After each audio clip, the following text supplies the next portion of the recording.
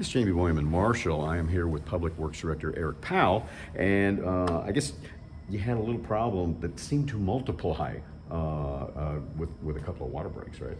Yeah, we had the first water main break was Saturday afternoon on a 12-inch in the northwest part of town. So we sent crews out to fix it. They fixed it, repaired it. We began to bring the system back up to pressure. Sunday we get notified of another break over in a different part of town. And then crews went and fixed that one. And then we get notice of a leak potentially at where we just made the repair on Saturday. We go up there and we find it was another second break on the same line. So the crews then fixed that one. So yeah, we had a series of events, one after the other for about a 30-hour period. I guess they're not necessarily related, right? Not particularly related. Obviously the two on the same line in the northwest part of town were on the same line, not too far apart, so they're on the same pipe. The third one was in the southwest part of town, totally removed from that one, so nothing to do with it necessarily. Right, okay, and then I guess you got crews on call to take care of this situation. Correct, we have guys on call every weekend and during the week at night, that when these calls come in, they go out and assess the situation, determine if they can fix it, depending on the size and the severity of it. We fix things when we can, as we need to.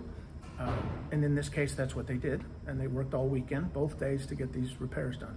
And I guess you have parts in stock, just in case, right? We do. We keep a large quantity of pipe and clamps and coupling materials, which pretty much covers 99% of whatever we need to fix.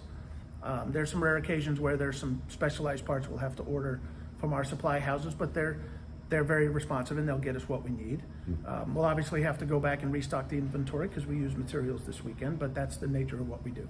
Right, that makes sense. Yeah, and I guess as far as the budget goes, you're just prepared for things like that. It's the overtime, the cost of the materials, the cost of the equipment to run, it's all part of the budget. It's why we have an annual budget. It's why we discuss it. That's why we get the amounts that we do to cover these kind of things.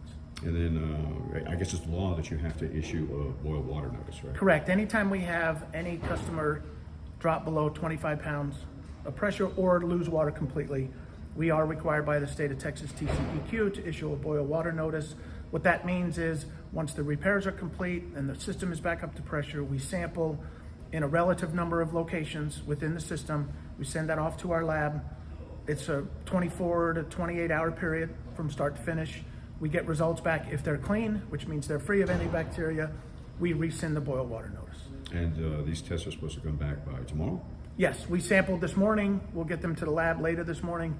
We anticipate getting those results by sometime mid to late afternoon tomorrow. Okay, so at this point, boil water notice is still in effect until you get these test results back? That is correct. Okay. Based on the map that we produced this morning, the colored areas you'll see, if you're in those locations, it is advised that you boil the water before consuming. And that, of course, is on the city's Facebook page. That is correct. If you want people to take a look at that. And yeah, so at this point, repairs have been made and the pressure's building back up. Correct. And then, I guess it affects certain businesses, schools, things like that. Yeah, anyone in the affected boil water notice area is under the advisory to boil their water before consuming. So if you are a business, a school, a hospital, daycare center, or a private residence, you'll all follow the same routine, the same rules that go with the boil water advisory. So boil it for 2 minutes before consumption, before cooking with it. So I guess that would be up to the individual entity whether or not they can handle the situation. That is correct. Each individual group, business, or even residents will have a slightly different way of doing things based on what their operational needs are. So each one will determine what they can do or can't do once that advisory has been issued. Now, what about the showers, things like that? Showering, brushing your teeth, doing laundry, those are all things you can do without boiling the water first because you're in essence not consuming it. It's the consumption of that water under the advisory period where it's recommended that you boil it. Okay, but I guess if you're more comfortable with the boil, go ahead and do it, right? If there's reasons you might have, personal reasons, issues you may have, that if you feel more comfortable in boiling the water before you do anything with it that you might consume or touch to your mouth, that's entirely up to you. That's an individual's decision. All the rule says is that prior to consuming, boil the water for 2 minutes. Okay. Okay, so I guess, you know, you put the test results out as soon as you get them back, right? That is correct. As soon as we hear the results, we will post on the Facebook page that the boil water advisory has been rescinded for those areas, and then they are back to normal operations at that point. All right, well, anything you'd like to add?